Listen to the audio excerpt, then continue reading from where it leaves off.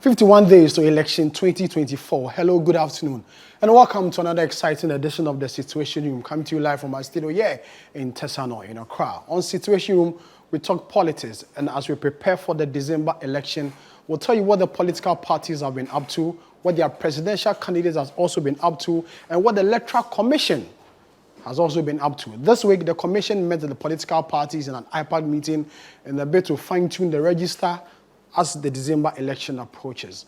There's a new development in respect of a parliamentary election that will be held in the Akim Central constituency.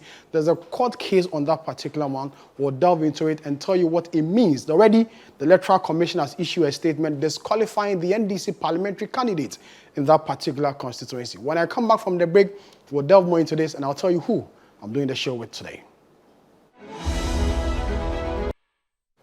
Welcome back. This is the Citi'uation Room, coming to you live from our studio here in Tesano, in Accra. My name is Sami Wiafe, and today I'm doing the show with my co-host, Fred Tete Jabano. Fred, how are you? Sami, I'm doing good. How are you? I'm well. It's been an eventful week, I guess. Yes, very, very eventful. From an EC IPAC meeting to issues with disqualifications, both in, independent candidates, candidates representing political parties, and injunctions. Yeah, and you ask yourself, what is going to happen on December 7th? Because with all these things going on and with all the challenges, the question is, will all parliamentary seats or parliamentary elections take place on December 7th? If these issues are not resolved, if the court cases have not resolved, these and many more, the political parties are still campaigning, the presidential candidates are still on the field. John Mahama is in Accra. Yeah. I think yesterday, he's in Pram as we speak. Yesterday we saw the Dr. Bawumia meeting the creative art industry, people, the members of the Creative Arts Association. Alan Tremantin is doing his own thing. So yes, a lot of political activity, including what's happening in Parliament. Place. Exactly, please. We're expecting a ruling from the Speaker today, I guess. I'm sure in some few minutes the Speaker would also give his ruling concerning the four parliamentarians, 3 NDC, MPP members, one NDC member, on their decision to go independent, and the other one going from independent to representing a party, whether they'll still keep their seats in Parliament. So this week, very eventful things in terms of parliamentary elections and Parliament itself. So, I mean, we look forward to see how the week ends. Whether the week would end in a good note or would end in a bad note for some people, we can't be able to tell until the end of the week. And our good friend Musa Danko has cooked something. Oh, yes. And he will join us to serve this particular meal to us. I tell you, the telephone polls. Yeah. The telephone polls. The last time he came here, he promised that he was putting something together. Exactly. It is ready to be served. Exactly. And in some few moments, he will join us. And then he will tell us what really it's in this. But before Musa comes, there's some few issues we need to deal with. The NDC parliamentary candidates in Akim Central. Yeah. Yesterday, the Electoral Commission issued a statement announcing that... It wasn't a statement. It was a letter to... It was a letter, sorry, forgive me. A letter to the parliamentary candidates. Yes. Announcing her disqualification. That is Joanna Kujo, yes. Announcing that she's been disqualified due to a pending case in a secondary high court. Want us to what this particular case is? Yes, so this particular case stems from May 2023, when the NDC held their parliamentary primaries.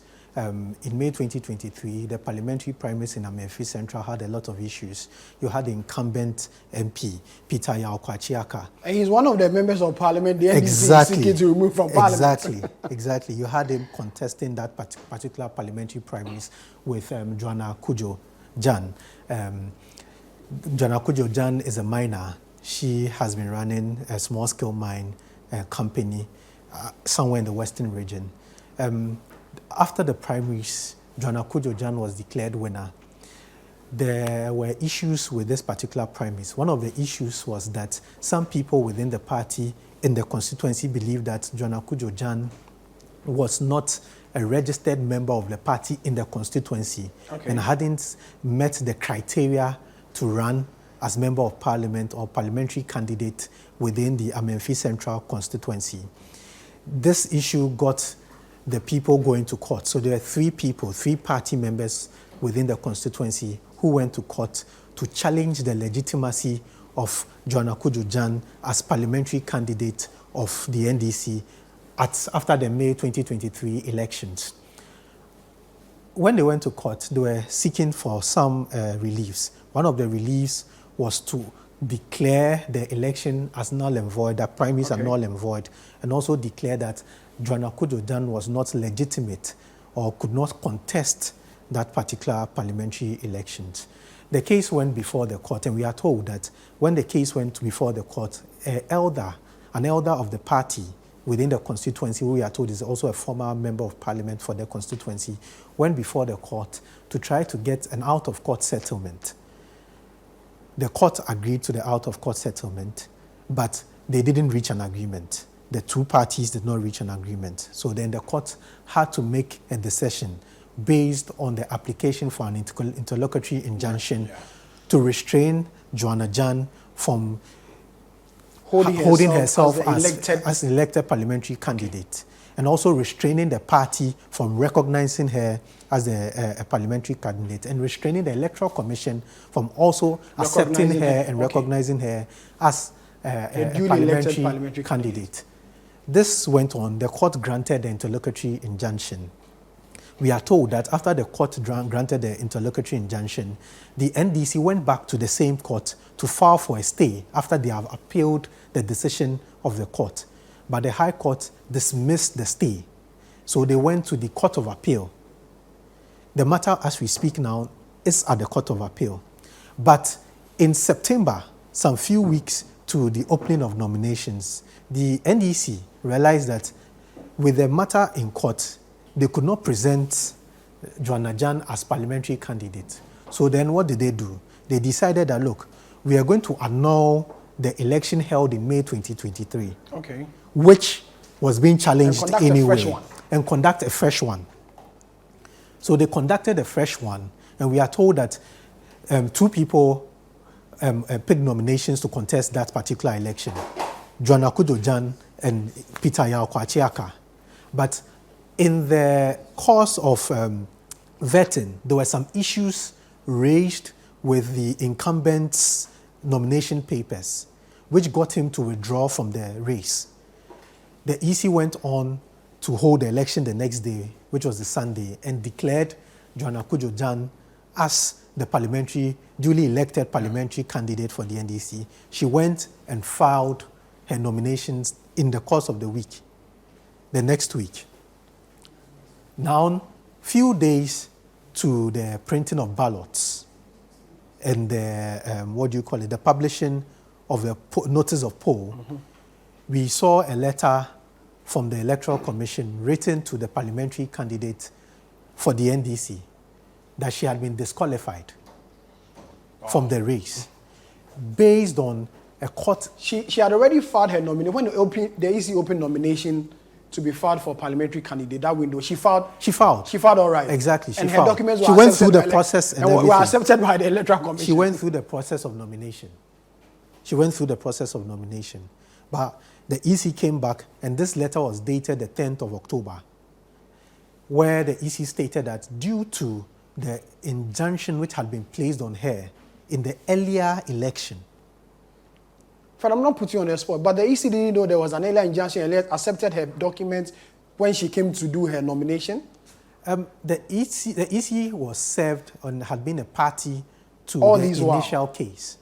But I cannot tell the reasons why the EC allowed the other processes to take place. That's difficult to tell. But it took place anyway. The EC accepted the nomination forms, and she had to be part of the ballot paper. Yeah. We are told she was second on the ballot paper, but on the 10th of October, that's last week, she received a letter from the Electoral Commission indicating that she had been disqualified due to the court case which had been filed earlier.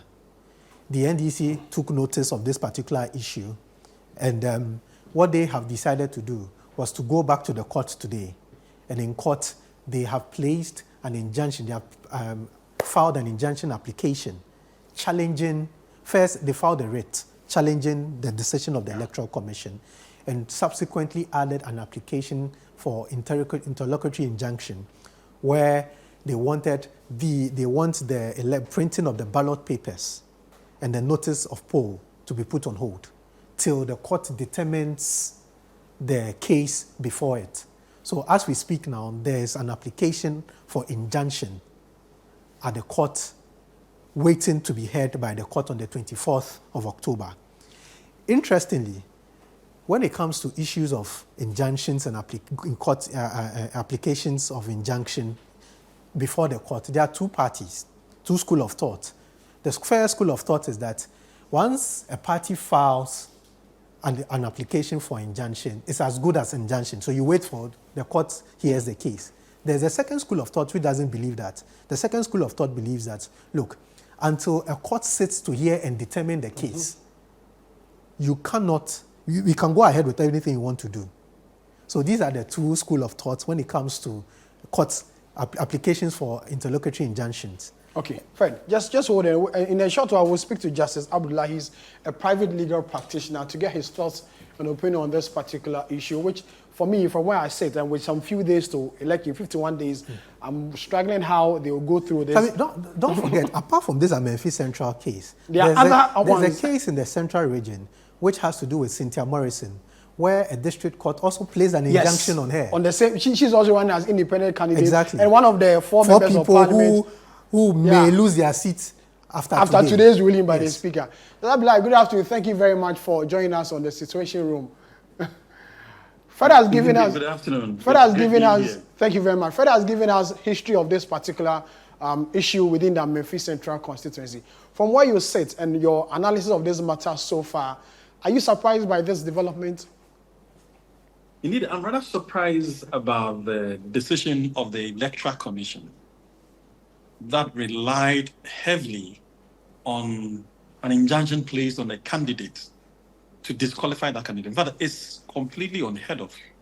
And I would think that the Electoral Commission should have a legal department that advises it on matters of this nature. Because, I mean, the basic rules of engagement is the Constitution that you operate with. And the Constitution details out the basis of disqualifying a candidate from either contesting the office of Parliament or for the office of the President.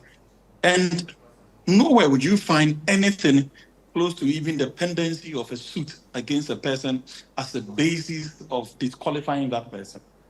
And so to rely on an injunction application, whether granted or otherwise, to say that the person is not qualified to contest is so mind-boggling and unbelievable. I mean, that the Electoral Commission would even take such a decision. In fact, when I heard of this, I was wondering whether we were still in Ghana, and whether this is coming from the Electoral Commission of Ghana, because it's so unheard of, and in fact, clearly an unbelievable decision to be made. And I do not think the Electoral Commission has the authority to do that. Fred and I were also discussing the same issue, that if the EC knew that there was a matter already in the court, when they opened nomination for candidates to file their processes, the EC yet accepted her nomination, knowing very well that she has a pending case in court. In that way, one will also say that, well, they were maybe thinking that the EC or the court may want to go through this process before doing this. Now, the EC had earlier accepted her nomination, and now there's a decision. The NDC has filed a case in court, putting an injunction on the EC printing ballots in these constituencies. If that happens, does it then mean that elections in that particular constituency will be on hold till this whole matter is determined before it's conducted? Well, indeed, it is possible that the court, because of the pendency of the suit, particularly because of the NDC suit against the Electoral Commission, it is indeed possible that the elections for that particular constituency could be on hold until everything is literally over. But that determination is supposed to be done by the court. And if the court is of the opinion that the EC has to hold on, the EC has no choice than to hold on. Otherwise, everyone there, particularly the heads, with just 51 days, with just 51 days to election, they can go through this process. Even on the day of the election, the court has the authority to stop the Electoral Commission. Mind you, this will not affect the presidential election. Yeah.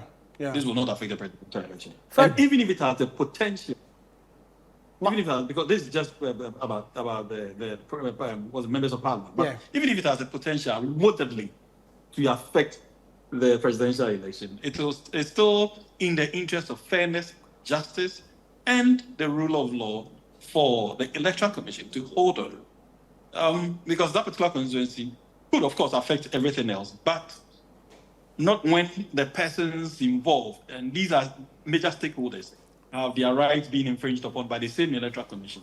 And so once the court comes to that determination that it is against good conscience for the Electoral Commission to pursue the election without the involvement of major stakeholders of this nature, they have to hold on. They have no other choice than to oblige the orders of the court. My co-host Fred has a question for you, just a quick one. Justice. Absolutely.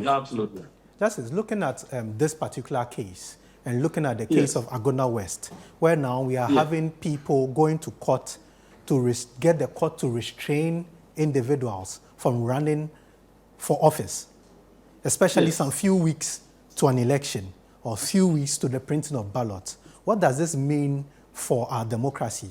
Are we abusing the court system? Are we abusing the law to get these things done? Well, so there's always a mischief part of politics. And so, yes, it is the case that people would want to take advantage of circumstances to do others in. But as far as I'm concerned, we are better off with that kind of a system than addressing our grievances through other means that are unknown to the law. What these events probably draw our attention to is to ensure that, going forward, the rules have to be absolutely clear and the gray areas would have to be really taken a look at so that to avoid some of these lacunas that have the potential of bringing mischief makers into the fold and in order for us to stall the election. Because really, I'm sure a lot of these things could have been avoided. They could easily have been avoided. If things have been done, in a more acceptable manner. But once going into an election, if a person feels aggrieved, chances are that you would have a suit against you. Let's remember, I think it was in the 2016, we had more electoral suits than I think we've ever witnessed in this country. I believe that was 2016. We recorded the highest numbers of electoral cases. Both at the Supreme Court and at the High Court. Particularly if you remember when the Electoral Commission disqualified about 10 of the candidates, including what's it called? APC, Ayariga, Dr. Idrium, and a host of others. And so it is not as if it's a new space that we are exploring at this moment. It is the conduct, or if you like, the misconduct of the Electoral Commission, and sometimes their inappropriateness in taking some decisions that occasion some of these matters. And so I think the best way to avoid this is to ensure that we set the rules clear. We march forward knowing that if a person is disqualified, he's disqualified on legal grounds, not on somebody's mischievous understanding of the law or interpretation of the law. That way, I think it becomes easier when you disqualify the person, and the person is likely to accept it in good faith and move on. Okay. I'll say thank you very much for your time. Abdullah is a private legal practitioner, throwing more light on the Akim Central constituency case where as you're aware, the Electoral Commission has written to the NDC parliamentary candidate in that constituency, Joanna Kujo Jan, disqualifying her from running as a candidate in the December election. Fred, before Musa comes in, the Electoral Commission met the political parties again this week, and said that the continuous voter verification exercise should continue with this time around electronically. They also gave us new figures as far as the voter register. Just a quick one before we bring Musa in. So the Electoral Commission, after the last meeting 2 weeks, indicated that the number of people on the voters' roll as of the time was over 18 million. And because of some of the challenges the parties led by the NDC had raised, they were going to look at those challenges and continue to clean the numbers. So they came back this week and they're giving us new numbers. As of today, we are told that the new number on the voters register is 18,772,251 people on the voters roll. Out of this 18.7 million, we have 9,608,000 89,987 being females, whilst we have 9,082,264 being males. First-time voters, which is always very important for us. First-time voters remained at 708,280 people. So we have 708,280 people coming in as first-time voters. And then proxy voters, we have 2,142 applicants on exception list, 32,974, and the applicants on the multiple list. They easily explain these lists to us. Applicant list, 26,798. The transfer voter list, which has really prompted a number of issues, especially from the camp of the NDC. The Electoral Commission, per the meeting with the party just this week, says a total of 332,107 people are on that particular list, and special voting, 131,476. So these were the figures given by the Electoral Commission. So these are the provisional figures as of yesterday or 2 days ago. Okay, given by the Electoral Commission. As you said, the EC had opened up another exhibition process. And after the exhibition process, we are told that by November, the first week of November, we are going to get new figures. Yeah. And those figures are going to be the final figures for election 2024. Right. Thank you very much, Fred. You're still watching The Situation. We're coming to you live from our studio here. We'll go for a quick break. When we come back, Musa Dankwa is in the house. He's cooked up something new, and he will serve us hot. We'll be back. You're welcome back to The Situation. We're coming to you live from our studio here in Tesano in Accra. As I mentioned earlier, Musa Dankwa has cooked up something. Musa Dankwa with the Global Info Analytics has been doing a number of polls ahead of the December election. Just last week or 2 weeks ago, he was here to give us a national picture of how the election is going. Today, he's here again with a new one. This time around, focusing on telephone, tracking. The national phone tracking, polls for the 2024 December election. Musa is in the house. He will take us through this particular new one that he has cooked, and we'll serve us. Musa, join us here. Thank you very much for your time again, as always. Thank you for Good to see you. You're welcome. Musa, this time around, what do we have? The same old story, national tracking poll, this time focusing on the voters who we spoke to over the telephone instead of field survey.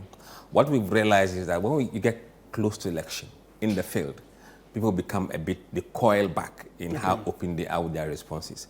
So having that experience from 2020 elections, we decided to have a different model to poll without face-to-face. So we've been preparing towards this phone polling for the past 24 months. So how do you do it? You just call people randomly on phone? When we meet them, when we met them earlier on in the field, we asked them permission to take their numbers. Okay. And then we'll call them from time to time to seek their views on some of these issues. So they agreed and offered us their telephone numbers. So we have a database of voters across everywhere in the country. So this is basically numbers of people you have spoken to earlier? Yes. So these are not new numbers or random people you are speaking to? No. Number people, because you can't randomly, really, people are very cagey in the way they do things. So here, people who we've seen consent of, and they self-identify themselves as either MPP, NDC, floating voters, other parties, and maybe, I won't tell you my party, but eventually when you speak to them, you see them realigning themselves to other parties. Musa, tell us what you have. Right, so I'll go straight to the methodology of this poll.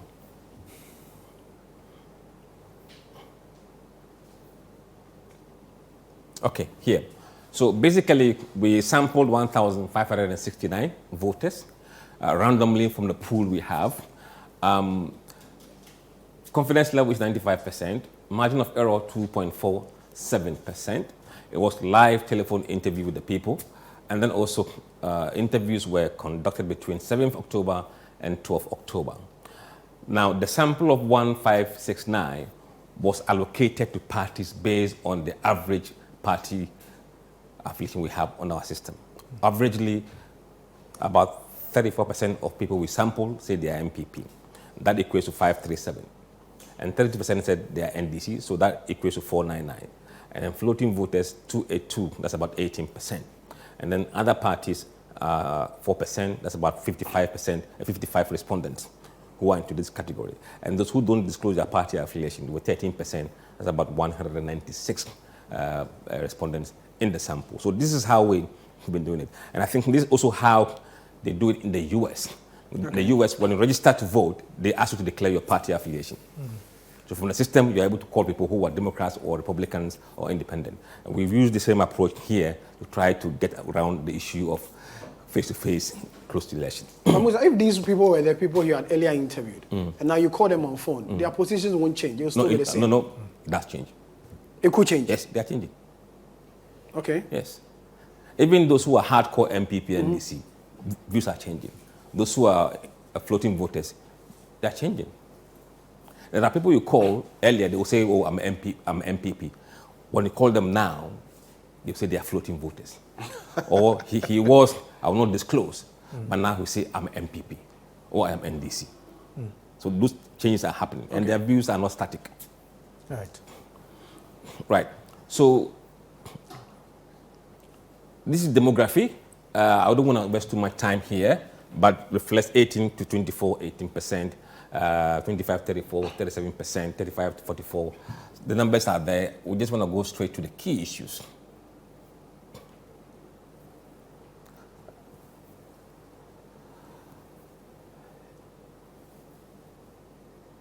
Okay, party affiliation, as we indicated, it shows. Now, direction of the country. This question has always featured. It gives you an indication of what might happen down the line. If people are positive in the country, and they are negative, it has implication on the polling numbers. If you look at those who said right direction, 24% of respondents say Ghana is headed in the right direction. Right direction. Wrong direction is 66%. No opinion, 10%. This is a warning sign. All the time this figure is higher, then there's a problem coming. And then the job performance of the president. We ask them whether they approve the president or not. Approve, 30%. Disapprove, 62%. No opinion, 8%. So quite high. And this number moves in line with the direction of the country. Always, always. And then when we ask them to assess the performance of the government as a whole, excellent is 4%, very good or good is 30%, average 15%, and then poor or very poor 51%. So here majority says very poor or poor. Economic condition of voters. Very, very key question. We asked them whether in the last year, compared to now, the economic condition has improved or is the same or has gotten worse. 28 said it is better now, it's improved. 18 says it remained the same. Worse, 55%, a warning sign. And if the economy is going to be an issue, then that would be a very red flag for the incumbent. Musa, before we go on, yes, when you look at economic conditions and you look at the rating of the government and the president, how different are these figures and results from the October national results? Are they similar? No, you cannot really compare this because the methodology is different. That was a field poll. This is telephone. Okay. So if I want to compare, I will be very worried to do that because the approaches are different. Okay. What we can do now is Monday, we can then compare Monday's data to this one, but the methodology and the approach is the same. All right. Otherwise, we're comparing apples and bananas. Okay. But broadly, it will not be far from each other. But I want to be very cautious in terms of the way I present it. Key issues. Here, we ask them, what are the top 3 issues that matter to you as a voter? That will play a key role in who you vote for.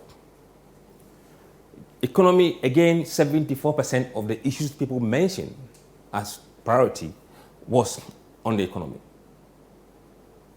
And then jobs, 69%. They're always following each other. Education, 39%. But what might interest you is that this is national outlook. Each region may have different arrangement of these priorities. So you must know whether in Accra is the same thing as a national or in Ahafo. Is it the reverse? In some cases, you have education as top priority in some regions. So you must know. Then we ask them this question. These questions are normally personal questions. You want to go beyond who you vote for and see how the candidates relates to the voters in terms of how they feel. So we ask them, who understands or who do you believe understands and cares for people like you? Among those who are competing to become president, which of them, really the top 4, do you believe understands and cares for people like you? When they give this answer, you can clearly tell where they are going. Yes. It's a way we try to find internal consistency in the data. Try to get to their heads through other ways. On that question, GM, 53% said they feel he's the one who understands and cares for people like them. Baumia, 40%. Alan, 2%. Bediakun, 5%. Remember, these are just the 4 out of the 13. So they will be forced to really make a hard choice here. Would this translate into who would you vote for in the election? Let's see what happens.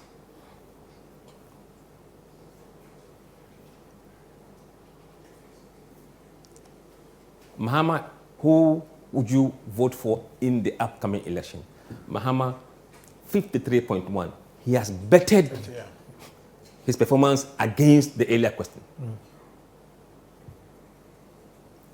Baumia, 39%, lowered compared to.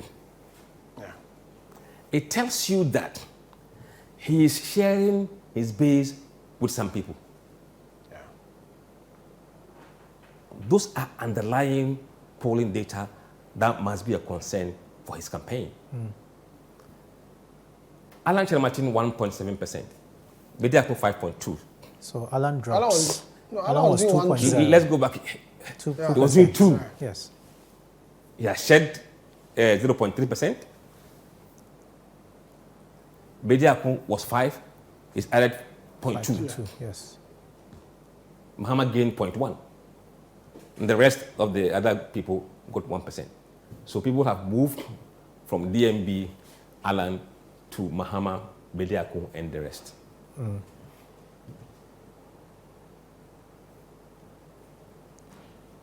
Interesting figures. Swing regions. The swing regions. And you see, sometimes you need to forget about the national figures. Look at the swing regions. Those areas, when you win them, that's it. Yeah. When we put Central region together with Western and Greater Accra, Mahama goes to 57%, far higher than the national average. Usually, the swing regions are closer contest. In this election, it's the opposite. I think next time what we should do is, when you get to the swing regions, you should divide it. So we know Greater Accra.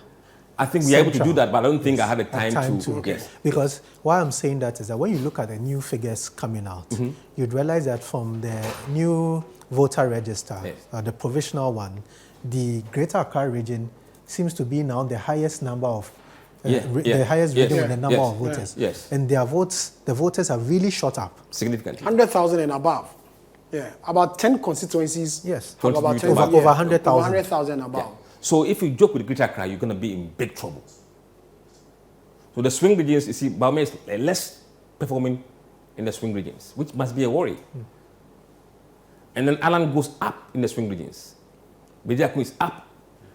So it means he has shared numbers to all other candidates in the swing regions. Yeah. The Akan regions, it is becoming problematic. When you put 8 accounts together, Central region, Western, Western North, Ashanti, Eastern, Bono, Ahafo, and Buno East. Mahama is leading in those areas. 47%. Baomia, 43%. Alan, 2%. Bediako, 7%. Others, 1%. This is a warning sign for things to come. I've said that DMB's problem is from the Kano regions. And this is the data that supports that argument.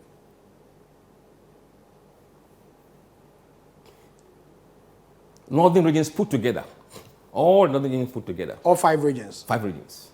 Mahama 57, Baume 39, Alan 1%, Bidaku 2%, and others 1%. But if you strip northern region from its own, in the northern region it's a bit tighter. Okay. But if you bring the upper west, upper east, Savannah, then it gets wider. Now look at voter in Oti, 59%, 38%, 0 for Alan there, 3% for Anakwam Bidiaku, and 0 for the rest. This is the stronghold of the NDC. NDC. It doesn't look very strong, does it? I don't want to dwell on the regional numbers because the sample size are quite small to be able to translate that into region. So I wouldn't dwell on that. Now look at the first-time voters.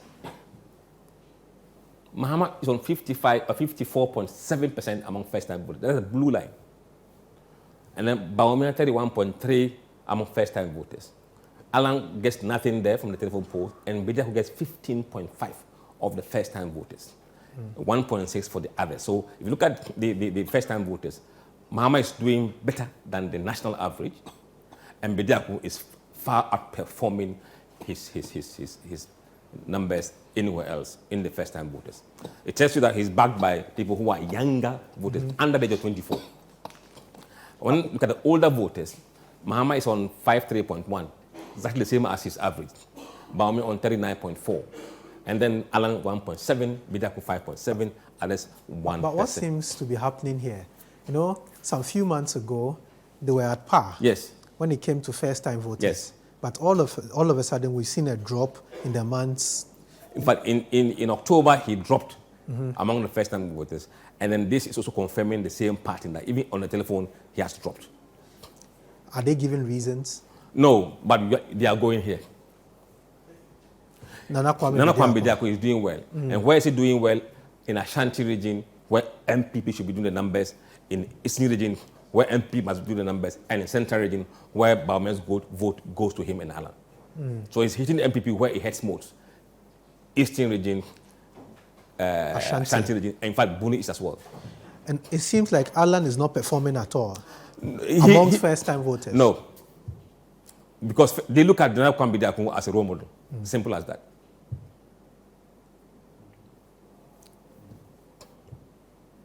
Now, for those who voted in 2020 elections and those who didn't vote, how are they voting? If we say those who voted, that's quite easy.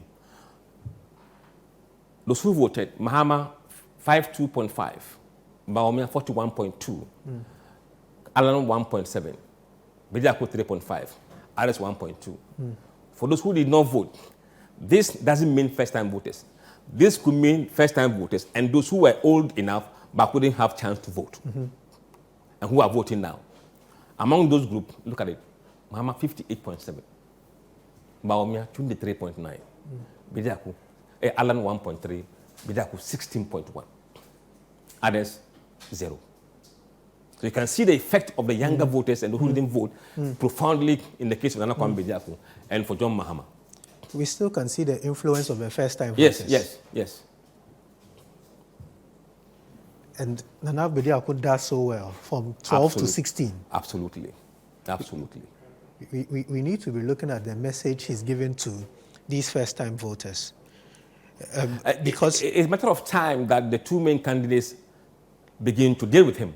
Because you can't leave him off the hook when he's drawing your vote. You can't be nice to him. You must find a way of attracting his voters. Otherwise, eventually, before you realize, he has gone into your farm and he's getting away with your farm produce. And that's what they should be thinking they should be doing.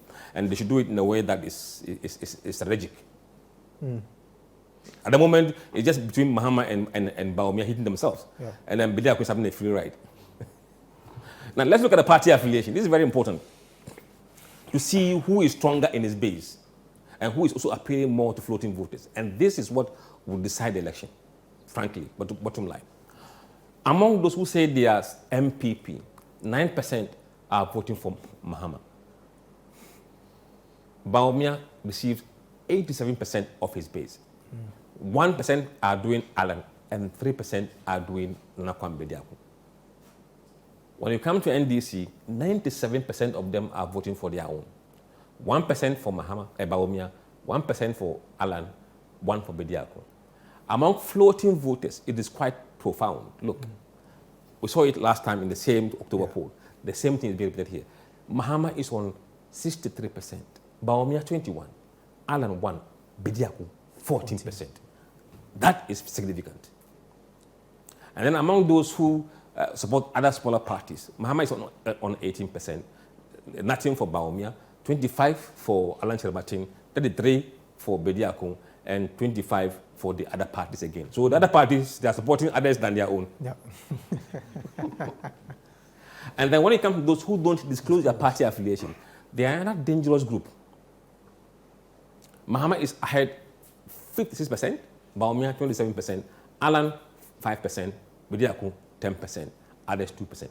So Musa, the 9% of the MPP, members who decide to vote, is it that they are angry with the party or they don't like the candidates? Did they explain to you reason why they decide to switch? It's a mixture of both. For those who are not happy with the performance of the party, how the party has performed in terms of economy and everything, and they are here. Those who don't like the candidate are not here. They are here. Okay. Okay.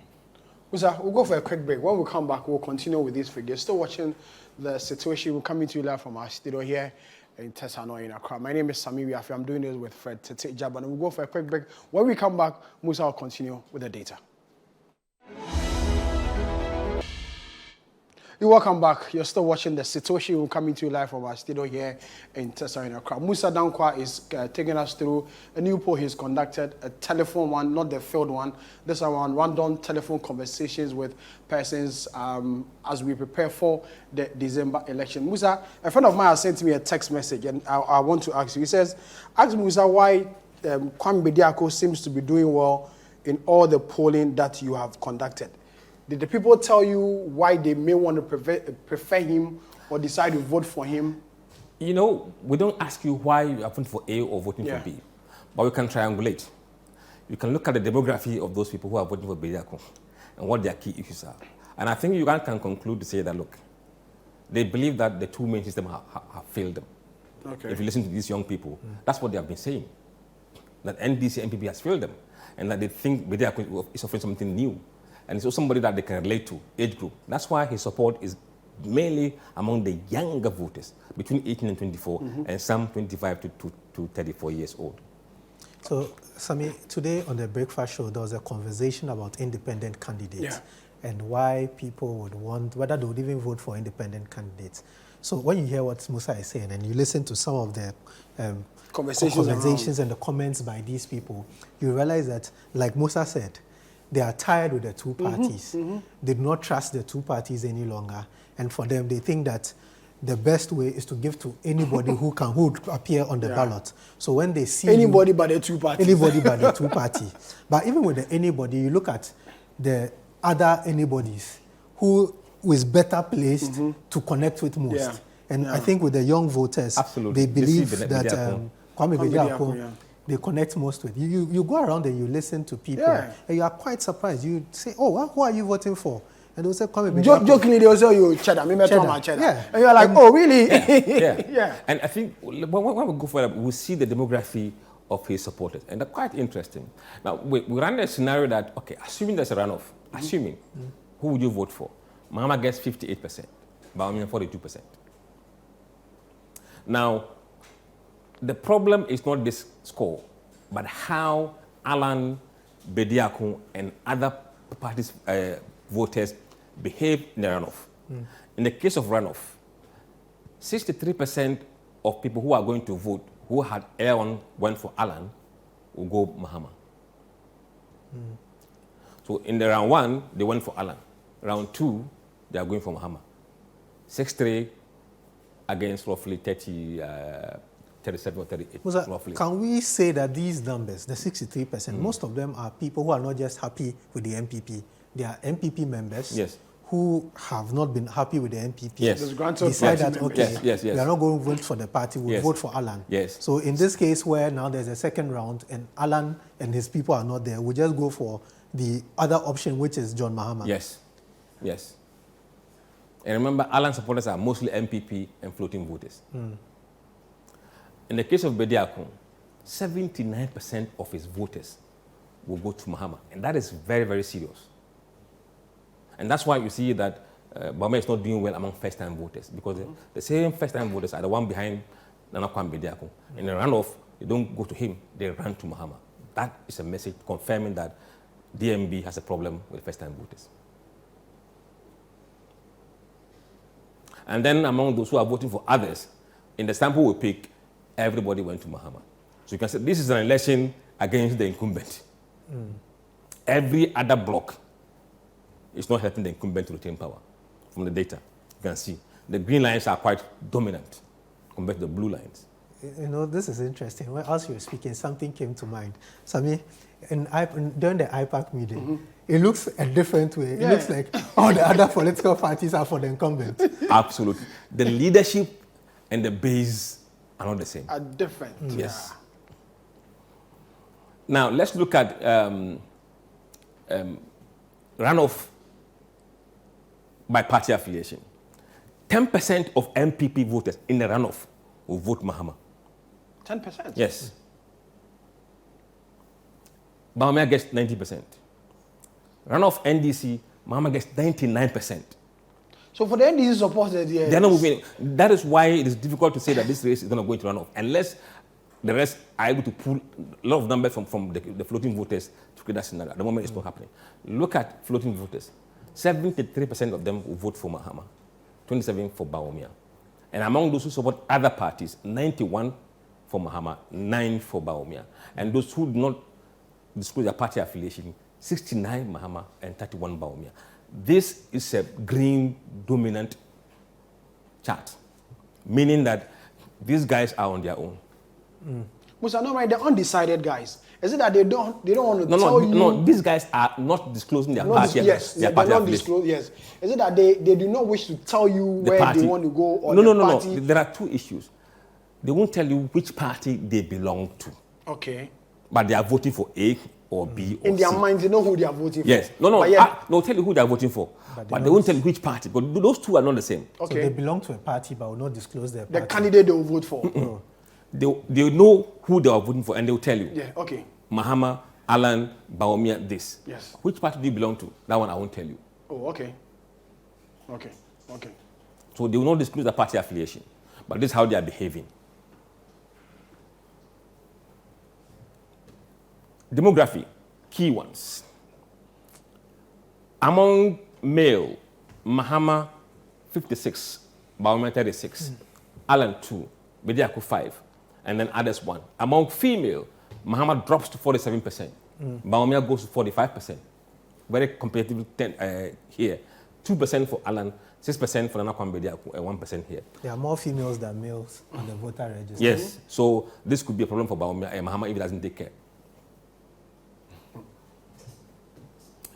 Age group, see, 18 to 24, Mahama 54, Bawumia 33, Bediakun 13%. You see it. 25 to 34, Mahama 54, 38 for Bawumia, 1 for Alan, Bediakun 6%. So his top numbers come from the younger. First-time voters.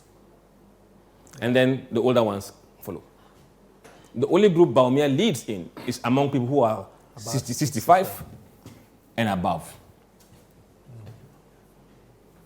Now let's look at the other demographic quickly. Educational level, which is very important.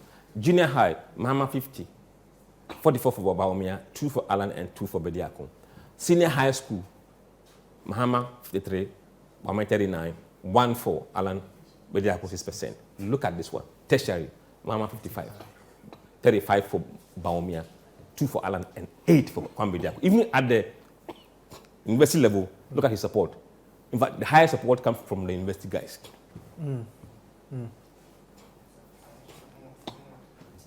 Yeah, for those with employment, 50% for Mahama, 43 for Bawumia. Unemployed, 61, 29. Students, 53 to 38. And then pensioners, again, 43, Mahama, and 57, Bawumia. And Nakwambe Diakun, 4% here, unemployed, 7%. Religious groups. Among Christians, Mahama 51, Bawumia 41, Alan 1%, Bediako 6%. Among Muslims, Mahama 60%, Bawumia 37, Alan 2, Bediako 1. And among the traditional religion, Mahama 50%, Bawumia 25, Alan 8, Bediako 17%. Other religions, 55 to Mahama, 28 for Bawumia, none for Alan Shramati, and 17% for Anakwam Bediako. And those without religion, Mahama 35, Bawumia leads 43, Alan 5, Bediako 11%. Now, the Christian blocks. Catholic, Mahama leads 52 to 43. Methodist, Mahama leads 50 to 43. Presby, Mahama leads 52 to 43. Anglican, 58-31. Now Pentecost, Bawumia is leading. 43 to 47%. That's 4 points gap. And the charismatic churches, Mahama 53, Bawumia 40. These guys are stubborn. They're not moving their numbers as far as Bawumia is concerned. And others, Mahama 63 and Bawumia 25. SDA 38 and 44. Bawumia has gained the lead here. In the October poll, Mahama has taken over SDA. Now Bawumia has taken over. And then among the Sunni, the Muslim sect, Mahama 61% in the Sunni, Bawumia 37%. In Shia, Bawumia leads 50% and then Mahama 33%. Among Tijaniya, Mahama 62, Bawumia 37. And then among Ahmadiyya, Mahama 67, Bawumia 30%. And others, Mahama 56 and Bawumia 40%. So with the exception of the Shia group, Mahama dominates. Is there any reason for that? Not quite. I can't explain that, but this one is quite surprising to me. The Tijaniya, Bawumia used to do very well here. Yeah. But for the past, I think, month or two, It's been dropping there. it's dropping there. Yeah, so I think our time is up. Yeah. But So, I'm just maybe 1 minute. For those who said right direction, 80% are voting for Mahama, 91% are voting for Bawumia, 1% Alan, 1%. Those who said wrong direction is the country headed. Mahama 76, 15% for Bawumia, 2% for Alan, 6% for Bediako. And those who said no opinion, so we can say those no opinion people are largely MPP. Great, Musa. Thank you very much. Are you cooking us something again before Monday. Just this Monday? Yeah, we're doing this weekly. Okay. So we can track what is happening on the campaign, directly feeding into the polling numbers. We'll have Musa again here, obviously here again before December. As you said, you're cooking something again by Monday, and I'm sure Fred and I will have you in the studio again to discuss more polls. And as we prepare for the election, we'll be seeing more of these. The political parties should get ready to be seeing more of these. And I'm sure the parliamentary candidates will also be observing some of these figures that come in. Fred, it's been another exciting show. We'll be doing, looking at Musa's presentation and the floating voters. What we'll be looking at is the numbers within the swing regions. Yeah. Greater Accra is one, Central region is now one. We'll even look at the numbers within the strongholds of both parties. With the new voters register, what are the new numbers? How is the population growing on the voter register, depending on what region, and what would be the influence of those numbers in the election, presidential and parliamentary. So, I mean, our viewers should look forward to some of these things in the coming weeks, where we'll come and do a proper analysis on the Situation Room from Monday to Thursday on the numbers, where they belong, and the numbers don't lie, as they say. How they are spread across the country. All right, Fred, co-host for the Situation Room. My name is Sami. We are for your host, and so we come your way again next week. Be good.